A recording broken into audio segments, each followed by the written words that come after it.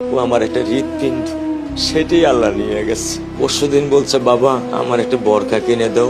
মোবাইলে আমার না হলে 500 ছবি আছে। আমি এখনো সাহস পাইনি আমার মেয়ের একটা ছবি বের করে দেখতে। আমার সেই সাহস নাই। আমি সেই সাহস হারাই ফেলছি। আমার স্যান্ডেলটা দেখেন 3 বছর পুরাতন ছেঁড়া, কিন্তু আমি আমার স্যান্ডেলটা পাল্টাই না, সেলাই করে নেই। কিন্তু আমার বাচ্চাদেরকে আমি কষ্ট পেতে দেই না। শুধু একবার বলছে, বাবা লেচে খাবো। আমি 1 মিনিটও দেরি করিনি, 1 মিনিটও আমি দেরি করিনি। ও আমার একটা হৃৎপিণ্ড, সেটাই আল্লাহ নিয়ে গেছে। আলহামদুলিল্লাহ, শুকরিয়া, আল্লাহ দিছে, আল্লাহ নিয়ে গেছে। আমার কোনো কষ্ট নেই।